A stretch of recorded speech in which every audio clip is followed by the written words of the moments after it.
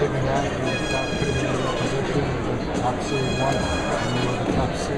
Well, you know, the outcome of games, players are going to go out and try to play hard and try to win games, and that's what we ask them to do every night. So that's just the way the ping pong balls turned out this time. Steve, how will free agency affect your draft and how you approach that? I mean, it'll have a big impact. We'll look at what kind of guys we think are going to move in free agency and have our draft plans accordingly.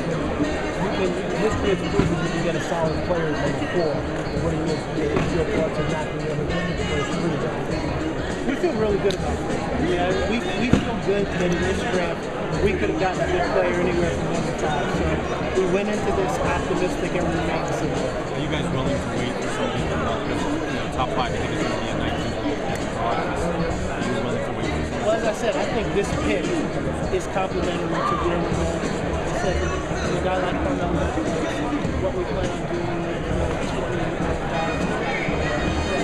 so even if this was the first pick, I think that player was going to have some time to develop. So that our view hasn't changed. Steve, does this make it out already? No, we've worked out a couple of guys in terms of having interviews with them. We haven't worked any of them out on the court. A lot of talk about Mudiay at 4 in that range. I mean, from China. I mean, what's your view about his potential?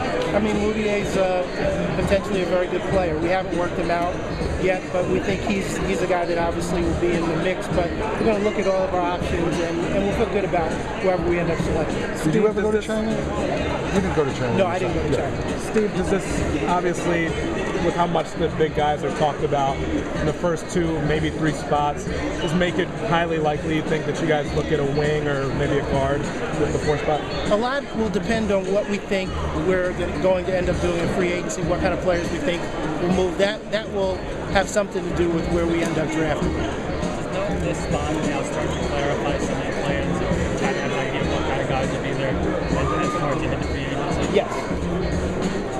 If D'Angelo is available at 4, would that be an attractive option for you guys? I'm not going to comment on any particular players at this point, but like I said, we think that all the players that should be there in that range will be productive NBA players. How prepared were you guys to be at this spot in terms of scouting the players who may end up at 4? Have you done a lot of homework on all the guys who could end up in this position? We're very comfortable with our scouting and our take on players at this point, so we're not worried about that in terms of position.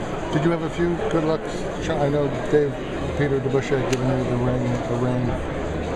Yeah, we had this is the ring that Dave DeBusschere wore at the lottery. So that's what I had with. That was the main one. It looked like a little bit of a sad face when you saw your name come up there. Was it, nerve-wracking, or what was it like when you waited for 6 hours? It's nerve-wracking.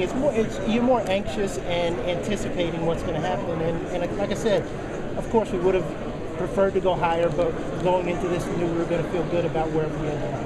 When you guys say you're open to talking to other teams about potential trades, does that include both for veterans and potentially moving down for multiple picks? Is everything kind of on the table? We have a lot of things that are on the table at this point. We still have exceptions that we can use between now and the draft. So we're talking to teams about a lot of different things. So we're open to looking at different opportunities to continue to improve our team.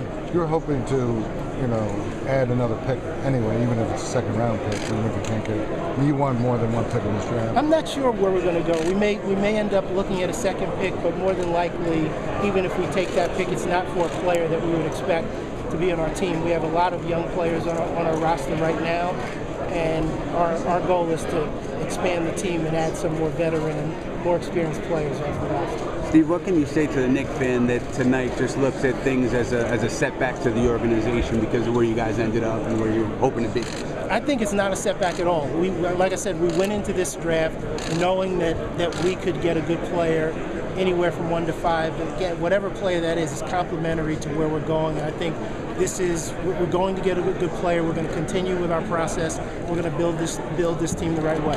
You're going to get a good player, Steve, likely a perimeter player. Is that a little less appetizing than getting a good player who's one of the 2 big guys, given your needs up front? I think it just changes the direction we have to go in free agency and what we have to look at in terms of trade possibilities.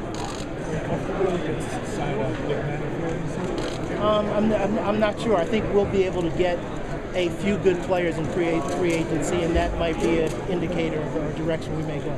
You know how many? I mean, I know it's tough to say, but how many guys do you think will go back from this conference? It's hard to say. We know we have 5 guys under contract. We could bring 2 or 3 more back from the current group, but somewhere in that range. Is it possible you could hold the ring up so we can get a shot of it?